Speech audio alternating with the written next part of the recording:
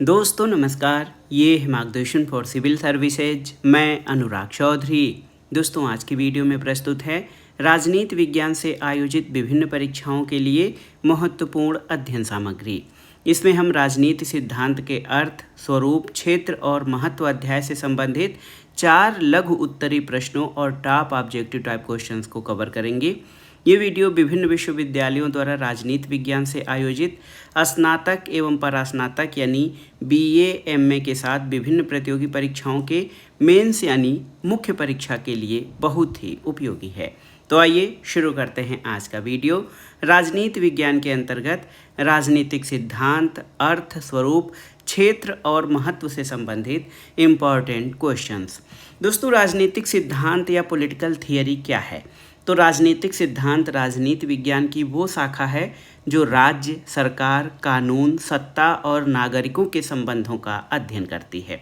बहुत ही आसानी से जब आप पॉलिटिकल थियरी के बारे में जानना चाहेंगे तो आप बता सकते हैं कि राजनीतिक सिद्धांत राजनीति विज्ञान की वो शाखा है जो राज्य, सरकार, कानून, सत्ता और नागरिकों के संबंधों का अध्ययन करती है। ये स्वतंत्रता, समानता, न्याय, अधिकार जैसी अवधारणाओं की व्याख्या करता है और इसका उद्देश्य एक बेहतर और न्यायपूर्ण समाज के निर्माण के लिए सैद्धांतिक और व्यवहारिक दृष्टिकोण प्रदान करना है। तो ये तो था सामान्य रूप में राजनीतिक सिद्धांत का अर्थ। पहला प्रश्न क्या है आपसे जो पूछा गया है, राजनीतिक सिद्धांत की परिभाषा दीजिए, यानी डिफाइन पॉलिटिकल थियरी। बहुत ही महत्वपूर्ण प्रश्न है। राजनीतिक सिद्धांत की परिभाषा दीजिए। राजनीतिक सिद्धांत क्या है? राजनीतिक सिद्धांत जो हिंदी में है इसको इंग्लिश में पॉलिटिकल थियरी कहा जाता है। राजनीतिक सिद्धांत दोस्तों पॉलिटिकल थियरी कहा जाता है। राजनीतिक सिद्धांत का अंग्रेजी अनुवाद पॉलिटिकल थियरी है। और ये जो थियरी शब्द है इसकी उत्पत्ति ग्रीक यानी यूनानी भाषा के थ्योरिया शब्द से हुई है। बहुत ही महत्वपूर्ण है। आप देखिए राजनीतिक सिद्धांत पॉलिटिकल थियरी इसको इंग्लिश में कहा जाता है। थियरी शब्द की उत्पत्ति ग्रीक यानी यूनानी भाषा के थ्योरिया शब्द से हुई है। इसका अर्थ होता है एक ऐसी मानसिक दृष्टि जो कि एक वस्तु के अस्तित्व और कारणों को प्रकट करती है। केवल वर्णन या किसी लक्ष्य के विषय में कोई विचार या सुझाव ही सिद्धांत नहीं कहलाता है। किसी वस्तु या किसी घटना के बारे में केवल वर्णन या किसी लक्ष्य के विषय में कोई विचार या सुझाव सिद्धांत नहीं कहलाता है। एक विचारक हैं अर्नाल्ड ब्रेशर। ये कहते हैं कि किसी भी विषय के संबंध में एक लेखक की पूरी सोच या समझ शामिल रहती है। उसमें क्या क्या चीज़ें? तथ्यों का वर्णन, उनकी व्याख्या, लेखक का इतिहास बोध, उसकी मान्यताएं और वे लक्ष्य शामिल होते हैं जिसके लिए किसी भी सिद्धांत का प्रतिपादन किया जाता है। तो सबसे पहले जब आप राजनीति सिद्धांत की परिभाषा लिखते हैं तो इसको लिखेंगे कि राजनीतिक सिद्धांत अंग्रेजी भाषा के पॉलिटिकल थियरी का हिंदी अनुवाद है। थियरी शब्द की उत्पत्ति ग्रीक भाषा के थ्योरिया शब्द से हुई है। इसका अर्थ होता है एक मानसिक दृष्टि जो कि एक वस्तु के अस्तित्व और कारणों को प्रकट करती है। इसमें केवल वर्णन या किसी लक्ष्य के बारे में कोई विचार या सुझाव ही नहीं होता है बल्कि इससे अधिक होता है। अब आइए देखते हैं विभिन्न विद्वानों ने राजनीतिक सिद्धांत की कौन कौन सी परिभाषाएं दी हैं। पहला है डेविड हेल्ड के द्वारा दी गई परिभाषा। राजनीतिक सिद्धांत राजनीतिक जीवन से संबंधित अवधारणाओं और व्यापक अनुमानों का एक ऐसा ताना बाना है जिसमें शासन, राज्य और समाज की प्रकृति और लक्षणों और मनुष्य की राजनीतिक क्षमताओं का विवरण शामिल होता है। एक बार दोहराते हैं दोस्तों। डेविड हेल्ड के अनुसार राजनीतिक सिद्धांत राजनीतिक जीवन से संबंधित अवधारणाओं और व्यापक अनुमानों का एक ऐसा ताना बाना है जिसमें शासन, राज्य और समाज की प्रकृति तथा लक्षणों और मनुष्यों की राजनीतिक क्षमताओं का विवरण शामिल है। इसी तरह आप देखिए एंड्रयू हैकर द्वारा क्या परिभाषा दी गई है राजनीतिक सिद्धांत की। एंड्रयू हैकर का कहना है कि राजनीतिक सिद्धांत एक ओर बिना किसी पक्षपात के अच्छे राज्य तथा समाज की तलाश है तो दूसरी ओर राजनीतिक और सामाजिक वास्तविकताओं की पक्षपात रहित जानकारी का मिश्रण है। कोई भी सिद्धांत तभी बन सकता है जिसमें कोई भी जो सामाजिक विज्ञान है उसका सिद्धांत जो वास्तविकताएं हैं और उनका पक्षपात रहित जानकारी उनसे ही मिलकर बनता है। तीसरा है एक विचारक कोकर, ये कहते हैं कि जब राजनीतिक शासन, उसके रूप और उसकी गतिविधियों का अध्ययन केवल अध्ययन या तुलना मात्र के लिए ही नहीं किया जाता अथवा उनको समय के और अस्थायी प्रभावों के संदर्भ में नहीं आंका जाता, बल्कि इनको लोगों की आवश्यकताओं, इच्छाओं और उनके मतों के संदर्भ में घटनाओं को समझा और इनका मूल्य आंका जाता है, तब इसे राजनीतिक सिद्धांत कहते हैं। यानी कोकर का कहना है कि राजनीतिक सिद्धांत राजनीतिक शासन, उनका रूप, उनकी गतिविधियों को लोगों की आवश्यकता, इच्छा, उनके मतों के संदर्भ में जब इनका मूल्यांकन किया जाता है तो इसे राजनीतिक सिद्धांत कहते हैं। तो इन परिभाषाओं के आधार पर ये कहा जा सकता है कि राजनीतिक सिद्धांत मुख्यतः दार्शनिक और व्यवहारिक दृष्टिकोण से राज्य का अध्ययन करता है। राजनीतिक सिद्धांत में 3 चीज़ें मुख्य रूप से शामिल होती हैं: अवलोकन, व्याख्या और मूल्यांकन। तो ये 60 आंसर क्वेश्चन है, लघुत्तरी प्रश्न है, इसको आप इतने में सहेज सकते हैं। अब आते हैं दूसरे प्रश्न पर। दूसरा प्रश्न है राजनीतिक सिद्धांत के कार्यक्षेत्र से संबंधित 4 विषयों का उल्लेख कीजिए। तो राजनीतिक सिद्धांत के कार्यक्षेत्र क्या हैं, इनको 60 में आपको इस उत्तर में बताना है।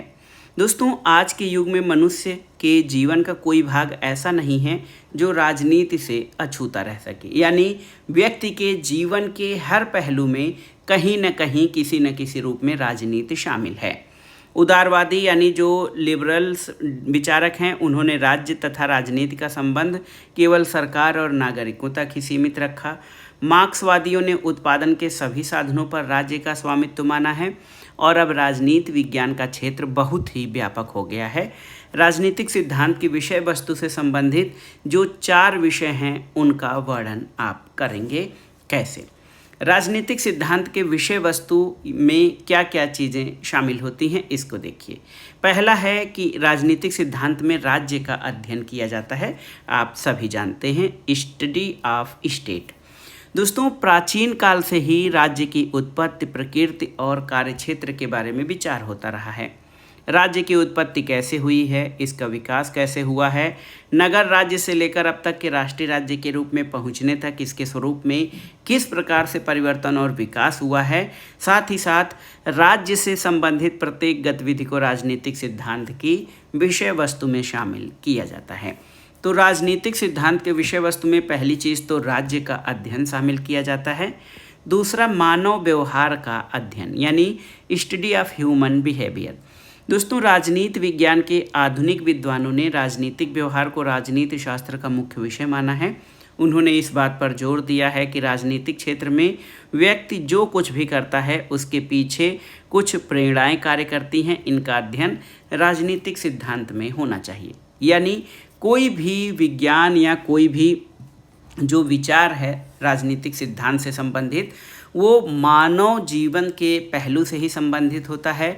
उसको संचालित करने वाले व्यक्ति ही होते हैं। इसलिए ये मानव व्यवहार को इसमें शामिल करना बहुत ज़रूरी है, क्योंकि मानव ही राजनीति के कर्ता हैं। तीसरा है सरकार का अध्ययन। तो राजनीतिक सिद्धांत में सरकार का अध्ययन बहुत ही महत्वपूर्ण है, क्योंकि सरकार यानी गवर्नमेंट राज्य का वो तत्व है जिसके द्वारा राज्य की इच्छा की अभिव्यक्ति होती है, और सरकार राजनीतिक सिद्धांत के क्षेत्र का एक महत्वपूर्ण विषय है।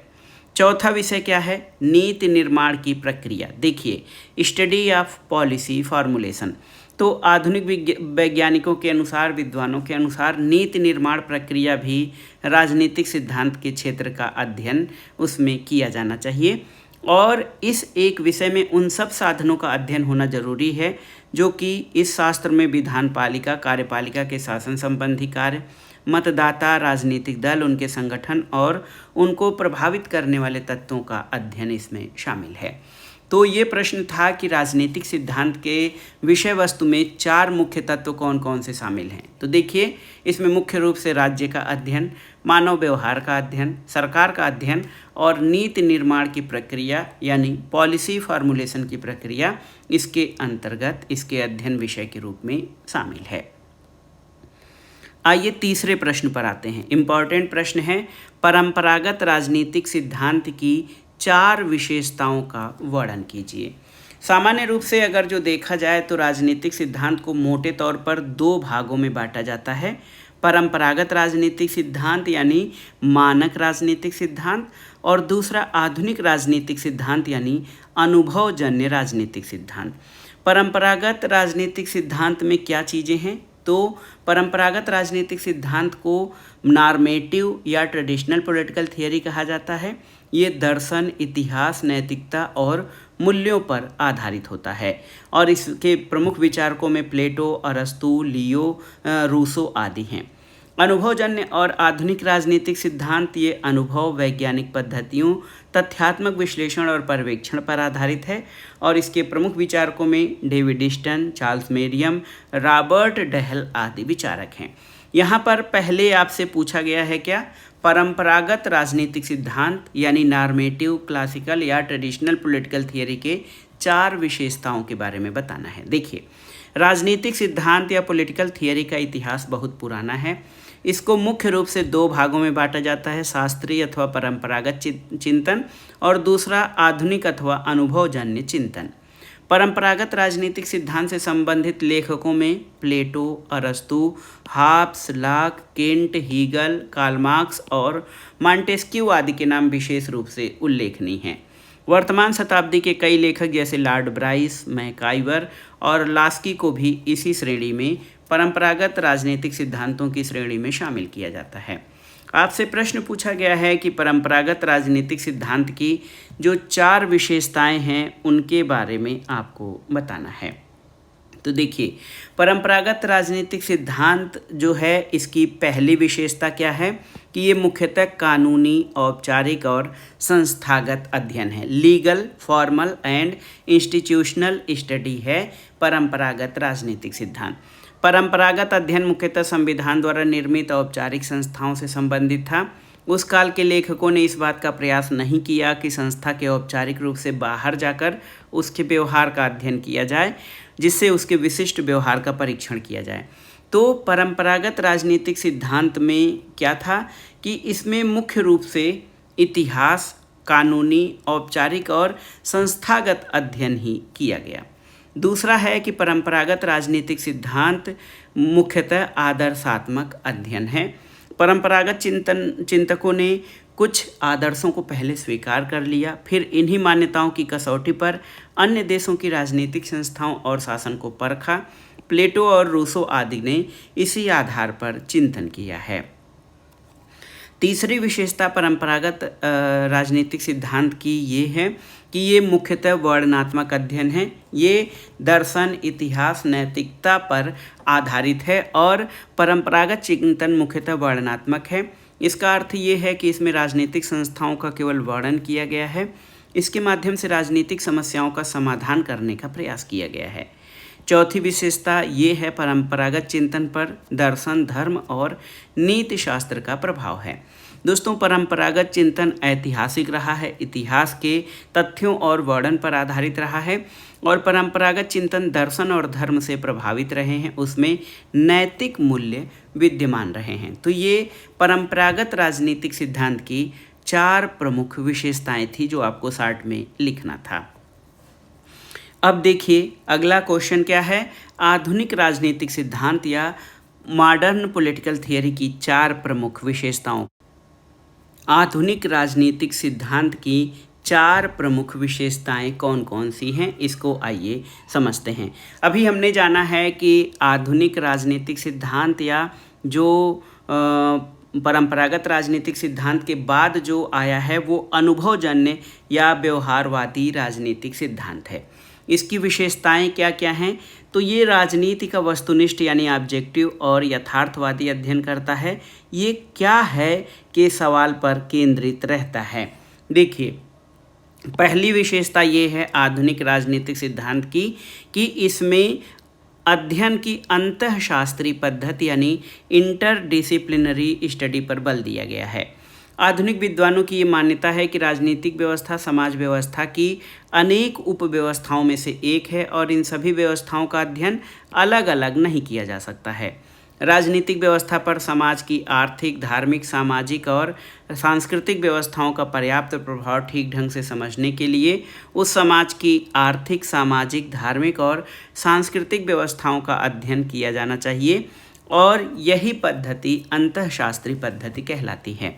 तो आधुनिक राजनीतिक सिद्धांत जो है केवल एक विषय नहीं बल्कि अनेक विषय जो कि मानव को प्रभावित करते हैं उन सब के संयुक्त अध्ययन पर बल देता है।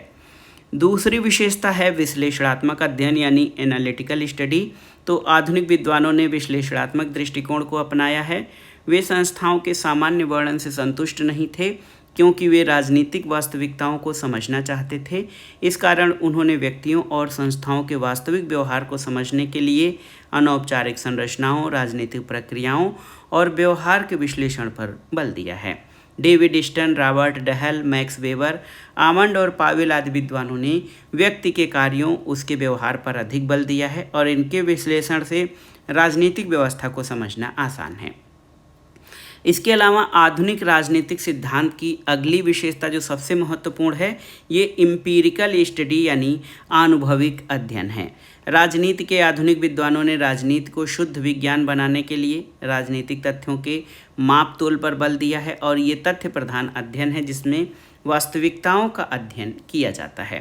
साथ ही साथ आधुनिक राजनीति विज्ञान में, आधुनिक राजनीतिक सिद्धांत में औपचारिक कारकों का भी अध्ययन किया जाता है। आधुनिक विद्वान जो है अनौपचारिक या इनफॉर्मल कारकों का अध्ययन जो है महत्वपूर्ण मानते हैं।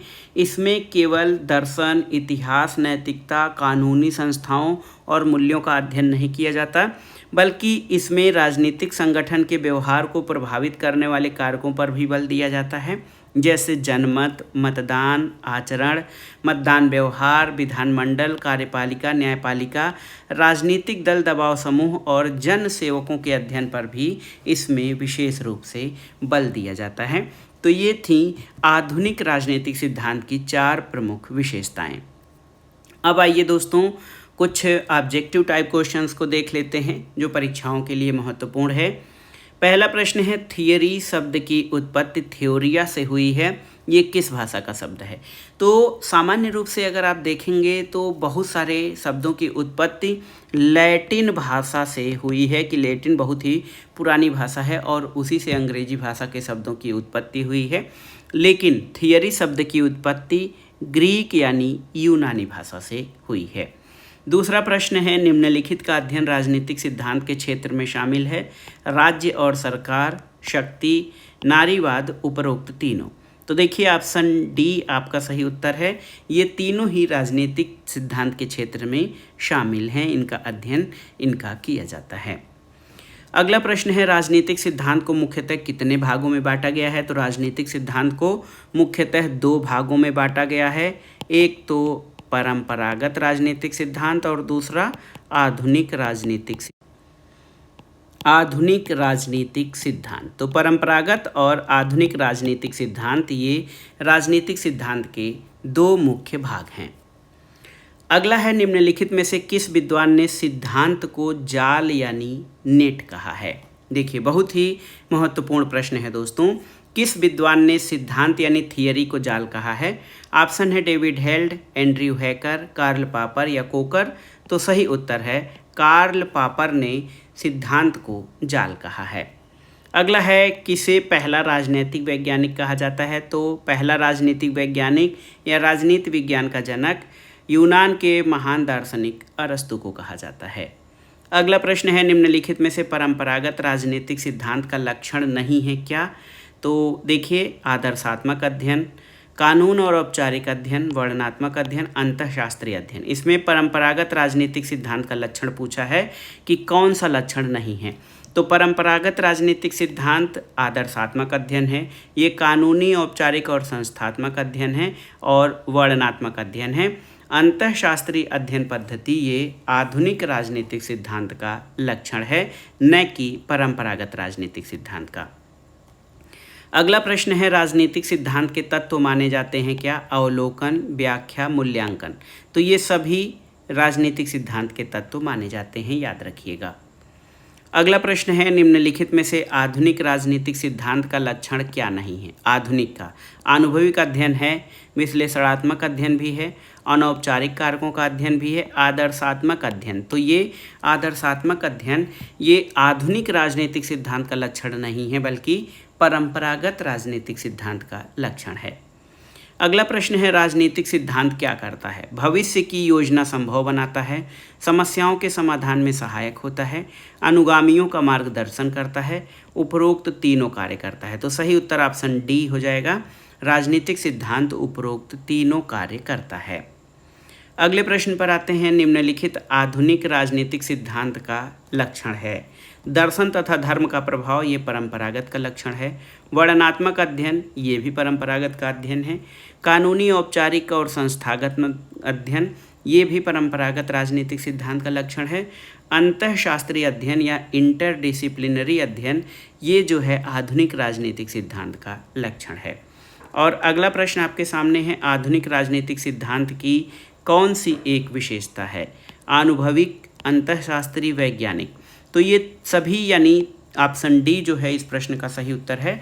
आधुनिक राजनीतिक सिद्धांत की ये चारों सभी प्रमुख विशेषताएं हैं। तो दोस्तों ये था आज का वीडियो, राजनीति विज्ञान के राजनीतिक सिद्धांत के अर्थ, स्वरूप, क्षेत्र और महत्व से संबंधित लघुत्तरात्मक और बहुविकल्पी प्रश्न जो स्नातक, परास्नातक और प्रतियोगी परीक्षाओं के लिए बेहद महत्वपूर्ण हैं। आप इनको अच्छे से तैयार कर लीजिएगा। ये वीडियो आपको कैसा लगा हमें कमेंट बॉक्स में ज़रूर बताइएगा। वीडियो को लाइक करें, शेयर करें और इस चैनल मार्गदर्शन फॉर सिविल सर्विसेज को सब्सक्राइब करें। वीडियो देखने के लिए धन्यवाद। नमस्कार।